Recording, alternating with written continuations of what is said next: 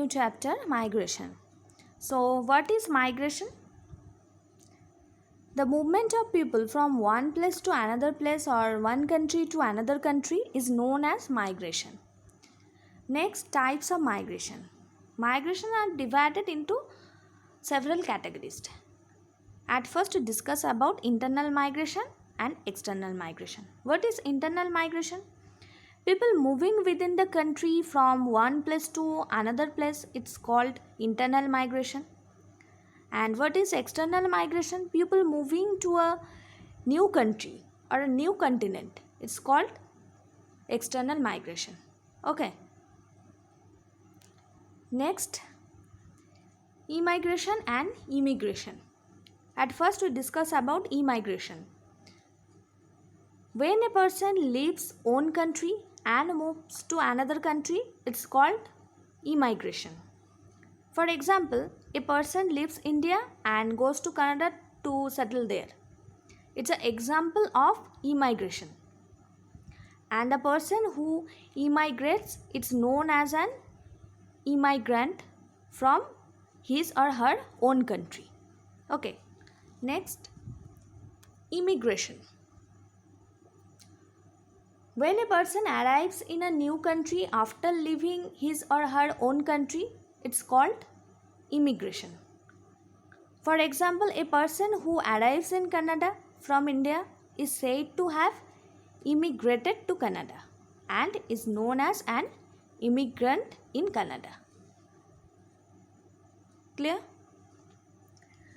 Next, temporary migration. Temporary migration could be annual, seasonal or daily.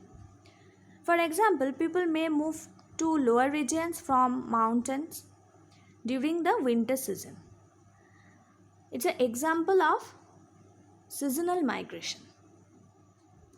Okay.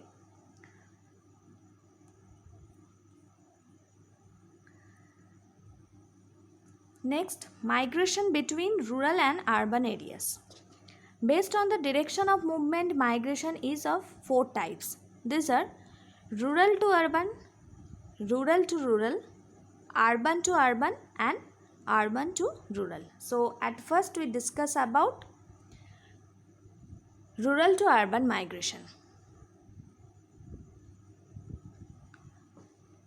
In this type of migration, people move from rural area to urban area, mainly in search of better job opportunities. It's called rural to urban migration. And the other reasons are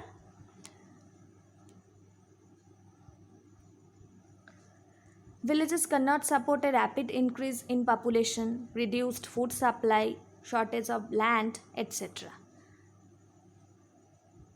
But the main reasons is better job opportunities. Next, rural to rural migration. This type of migration takes place when people move from one rural area to another rural area. This happens for various reasons like marriage purpose, better resources, etc. In rural India, girls usually leave their villages after marriage and go to live with their husband in their village. It's an example of rural to rural migration. Okay. Next, urban to urban migration. Migration from one city to another city is called urban to urban migration. And it's happened when people of one city choose to go to another city, generally a larger one, in search of better job opportunities, educational facilities, medical facilities, etc. For example, many students and professionals from the cities like Patna, Allahabad, Lucknow go to Delhi in search of better job opportunities. It's an example of urban to urban migration. Next, urban to rural migration. In this type of migration, people go back to their homes in the village for several reasons. such as to look after the property, to look after their parents, etc. It's called urban to rural migration. Other forms of migration. First, primitive migration. Primitive migration is one in which people respond to an unfavorable environment by leaving it for more favorable one. In pre-industrial societies tend to make such decision on a group basis. Okay. For example, the hunting and gathering groups might migrate regularly as the resources of the area get depleted. It's called primitive migration. Forced migration. What is forced migration?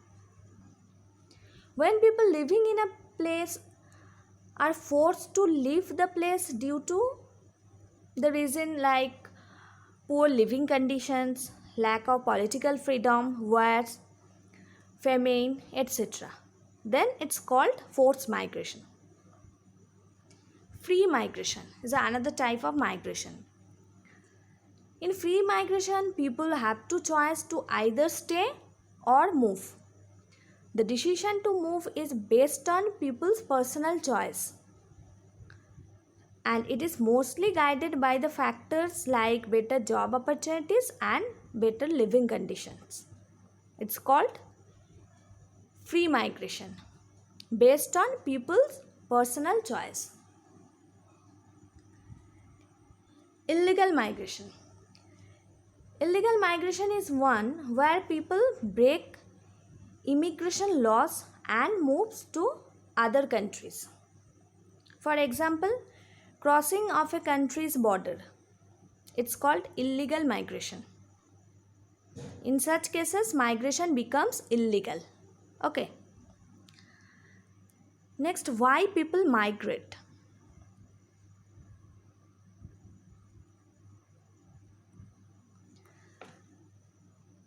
Some reasons are economic and some are political. There are various factors which induce people to move. The rural-urban migration in developing countries is influenced not only by the pull factor. Pull factor means attraction of the cities and towns, but also because of low incomes, difficult living condition, which push people into leaving their homes. Okay. In next class we discuss about the push and pull factor elaborately. So here we close the chapter for today. Thank you. Have a good day.